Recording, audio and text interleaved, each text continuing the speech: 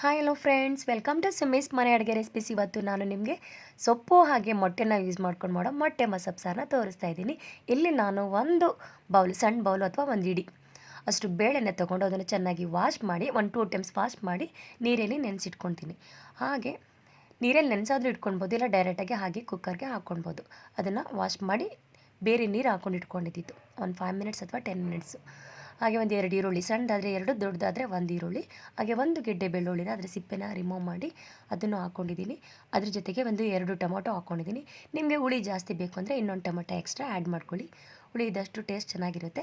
ನಾನು ಆ್ಯಕ್ಚುಲಿ ಹಸಿಮೆಣ್ಸಿಕಾಯಿ ಜಾಸ್ತಿ ಯೂಸ್ ಮಾಡಲ್ಲ, ಬಟ್ ಟೇಸ್ಟ್ಗೋಸ್ಕರ 1-2 ಹಸಿಮೆಣ್ಸಿಕಾಯಿ ಯೂಸ್ ಮಾಡಿದ್ದೀನಿ. ಹಾಗೆ ಸೊಪ್ಪನ್ನ ಹಾಕ್ಕೊಂಡು ಅದ್ರ ಮೇಲೆ ಸ್ವಲ್ಪ ಖಾರದ ಪುಡಿ, ಹಸಿಮೆಣ್ಸಿಕಾಯಿ ಕಡಿಮೆ ಯೂಸ್ ಮಾಡೋದ್ರಿಂದ ಖಾರದ ಪುಡಿ ಯೂಸ್ ಮಾಡ್ತಾಯಿದ್ದೀನಿ. 1 ಸ್ಪೂನಷ್ಟು ಖಾರದ ಪುಡಿ ಯೂಸ್ ಮಾಡಿದ್ದೀನಿ.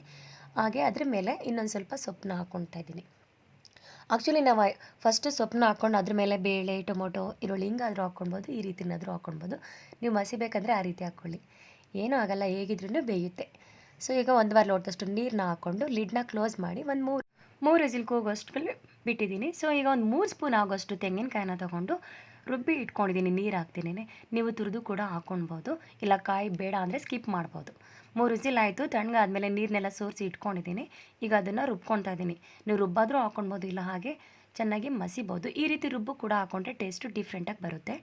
ಈಗ ಇದನ್ನು ರುಬ್ಕೊಳ್ತಾ ಇದ್ದೀನಿ. ನಿಮಗೆಲ್ಲ ಗೊತ್ತಿರೋ ಹಾಗೆ ಸೊಪ್ಪಿನಲ್ಲೇ ಅಧಿಕವಾಗಿರುವಂಥ ವಿಟಮಿನ್, ಮಿನರಲ್, ಫೈಬರ್ ಕಂಟೆಂಟ್ ಯಥೇಚ್ಛವಾಗಿದೆ. ನಮ್ಮ ಬೋನ್ಸ್ನ ತುಂಬಾ ಸ್ಟ್ರಾಂಗ್ ಮಾಡುತ್ತೆ, ಹಾಗೆ ಡೈಜೆಷನ್ನು ಇಂಪ್ರೂವ್ ಮಾಡುತ್ತೆ, ಜೊತೆಗೆ ರೋಗ ನಿರೋಧಕ ಶಕ್ತಿನೂ ಕೂಡ ಇಂಪ್ರೂವ್ ಮಾಡುತ್ತೆ. ಈಗ ಸ್ಟವ್ ಮೇಲೆ ಇನ್ನೊಂದು ಪಾತ್ರೆನ ಇಟ್ಕೊಂಡು 1-2 ಸ್ಪೂನಷ್ಟು ಎಣ್ಣೆ ಹಾಕ್ಕೊಂಡಿದ್ದೀನಿ. ಎಣ್ಣೆ ಕಾದ್ಮೇಲೆ ಒಂದು ಅರ್ಧ ಸ್ಪೂನ್ ಅಥವಾ 1 ಸ್ಪೂನಷ್ಟು ಸಾಸಿವೆ ಹಾಕ್ಕೊಂಡಿದ್ದೀನಿ. ನೀವು ಜೀರಿಗೆ ಕೂಡ ಯೂಸ್ ಮಾಡ್ಬೋದು. ಸಾಸಿವೆ ಚಿಟಪಟ ಅಂತ ಅಂದಮೇಲೆ ಈರುಳ್ಳಿ ಹಾಕ್ಕೊಂಡಿದ್ದೀನಿ. ಸೊ ಈರುಳ್ಳಿ ಜೊತೆಗೇ ನಾವು ಮೊಟ್ಟೆನ ಬೀಟ್ ಮಾಡಿ ಹಾಕ್ಕೊಳ್ತಾ ಇದ್ದೀನಿ. ನೀವು ಒಂದಾದರೂ ಹಾಕ್ಕೊಳ್ಬೋದು, ಇಲ್ಲ 2-3 ಜಾಸ್ತಿ ಹಾಕ್ಕೊಳ್ಬೋದು. ನಾನಿಲ್ಲಿ ಜಸ್ಟ್ ಫಸ್ಟು 1 ಹಾಕ್ಕೊಂಡಿದ್ದೀನಿ. ಆಮೇಲೆ ಮಸೊಪ್ಪನ್ನ ಎಲ್ಲ ಪೇಸ್ಟ್ ಮಾಡಿರೋದನ್ನ ಹಾಕ್ಕೊಂಡಾದ್ಮೇಲೆ ಲಾಸ್ಟಲ್ಲಿ ಕೂಡ ನಾನು ಮೊಟ್ಟೆನ ಹಾಕ್ಕೊಳ್ತೀನಿ. ಸೊ ಸ್ಟಾರ್ಟಿಂಗ್ ಒಂದು ಆ ಮೊಟ್ಟೆ ಸ್ಮೆಲ್ ಬರೋದಕ್ಕೋಸ್ಕರ ಹಾಕ್ಕೊಂಡಿದ್ದೀನಿ. ಈ ರೀತಿ ಬೀಟ್ ಮಾಡಿ ಹಾಕ್ಕೊಳ್ಬೇಕು. ಹಾಗೆ ನಾವು ರುಬ್ಬಿರೋ ಅಂಥ ಎಲ್ಲ ಸೊಪ್ಪು ಹಾಕ್ಕೊಂಡಾದ್ಮೇಲೆ ಅದು ನೀರು ಎಷ್ಟು ಬೇಕು ನೋಡಿ ಹಾಕ್ಕೊಳ್ಳಿ. ಅದನ್ನು ನಾನೆಲ್ಲನೂ ನೀರು ಸೇರಿಸ್ಕೊತಾ ಇದ್ದೀನಿ. ಮಿಕ್ಸರ್ ಜಾರ್ನಲ್ಲಿ ಉಳ್ಕೊಂಡಿರೋಂಥ ಸೊಪ್ಪಿಗೆ ಇನ್ನೊಂದು ಸ್ವಲ್ಪ ನೀರು ಸೇರಿಸಿ ಹಾಕ್ಕೊಂಡಿದ್ದೀನಿ.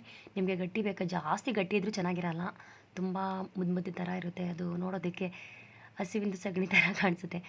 ಅಷ್ಟು ತೆಳ್ಳಗೂ ಬೇಡ, ಮೀಡಿಯಮ್ ಕನ್ಸಿಸ್ಟೆನ್ಸಿ ಇಟ್ಕೊಳ್ಳಿ. ಈಗ ಸೊಪ್ಪಿಗೆ ನಾನು ಮೊಟ್ಟೆನ ಮತ್ತೆ ಬೀಟ್ ಮಾಡಿ ಹಾಕ್ಕೊಳ್ತಾ ಇದ್ದೀನಿ. ಒಂದು 4 ಮೊಟ್ಟೆನ ಹಾಕ್ಕೊಳ್ತಾ ಇದ್ದೀನಿ.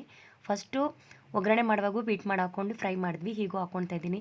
ಹಾಗೆ ಈ ಒಂದು ಮೊಟ್ಟೆನಲ್ಲಿ ಹೈ ಕ್ವಾಲಿಟಿ ಪ್ರೋಟೀನ್ ಇದೆ, ಜೊತೆಗೆ vitamin D, vitamin B12, minerals ಅಧಿಕವಾಗಿದೆ. ನಮ್ಮ ಬ್ರೈನ್ನ ಹೆಲ್ತ್ನ ಇಂಪ್ರೂವ್ ಮಾಡುತ್ತೆ, ಇಮ್ಯುನಿ ಸಿಸ್ಟಮ್ನ ಬೂಸ್ಟ್ ಮಾಡುತ್ತೆ, ಹಾಗೆ ರೋಗಗಳ ವಿರುದ್ಧ ಹೋರಾಡೋ ಒಂದು ಶಕ್ತಿ ಕೂಡ ಇದೆ. ಹಾಗೆ ನಮ್ಮ ಒಂದು ಮಸಲ್ಸ್ನ ಕೂಡ ರಿಪೇರ್ ಮಾಡುತ್ತೆ.